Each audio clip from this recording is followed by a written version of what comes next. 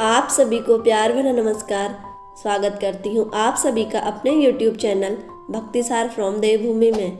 दोस्तों, आज की वीडियो में मैं आपको बताऊंगी महाभारत के मुख्य पात्र दानवीर कर्ण के जन्म की कहानी।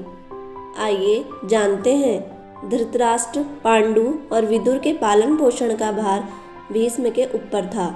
तीनों पुत्र बड़े होने पर विद्या अध्ययन के लिए भेजे गए। धृतराष्ट्र बल विद्या में, पांडु धनुर्विद्या में तथा विदुर धर्म और नीति में निपुण हुए। युवा होने पर धृतराष्ट्र अंधे होने के कारण राज्य के उत्तराधिकारी न बन सके। विदुर दासी पुत्र थे, इसलिए पांडु को ही हस्तिनापुर का राजा घोषित किया गया। भीष्म ने धृतराष्ट्र का विवाह गांधार की राजकुमारी गांधारी से कर दिया। गांधारी को जब ज्ञात हुआ कि उसका पति अंधा है तो उसने स्वयं अपनी आंखों पर पट्टी बांध ली। उन्हीं दिनों यदुवंशी राजा सूरसेन की पोषित कन्या कुंती जब युवावस्था को प्राप्त हुई तो पिता ने उसे घर आए हुए महात्माओं की सेवा में लगा दिया। पिता के अतिथि गृह में जितने भी साधु महात्मा, ऋषि मुनि आदि आते, कुंती उनकी सेवा मन लगाकर किया करती थी। एक बार वहां दुर्वासा ऋषि आ पहुंचे। कुंती ने उनकी भी मन लगाकर सेवा की।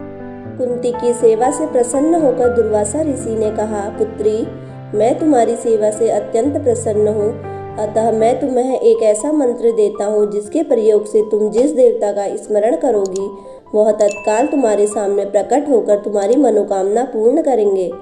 दुर्वासा ऋषि कुंती को मंत्र प्रदान करके चले गए।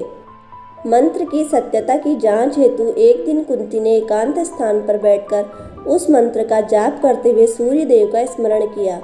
उसी क्षण सूर्यदेव वहां प्रकट हुए और बोले, देवी, मुझे बताओ कि तुम मुझे किस वस्तु की अभिलाषा करती हो। मैं तुम्हारी अभिलाषा अवश्य पूर्ण करूंगा।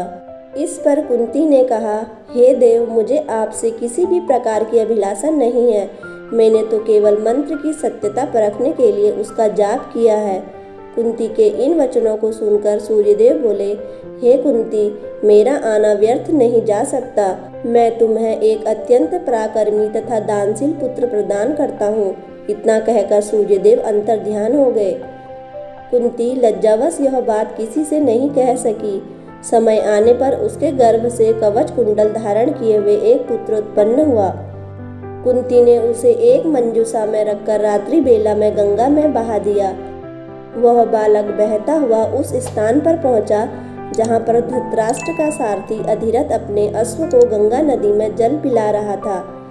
उसकी दृष्टि कवच कुंडलधारी शिशु पर पड़ी।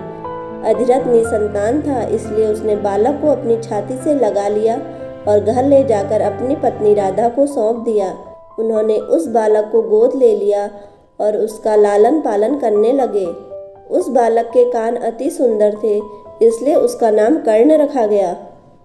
अधिरथ तथा उनकी पत्नी राधा ने कर्ण का लालन पालन किया, इसलिए उन्हें राधे पुत्र के नाम से भी जाना जाता है। दोस्तों, आपको हमारी वीडियो कैसी लगी? प्लीज़ नीचे कमेंट बॉक्स में अपनी राय जरूर दें और इसी तरह की वीडियो देखने के लिए हमारे चैनल को लाइक, शेयर और सब्सक्राइब जरूर करें। धन्यवाद।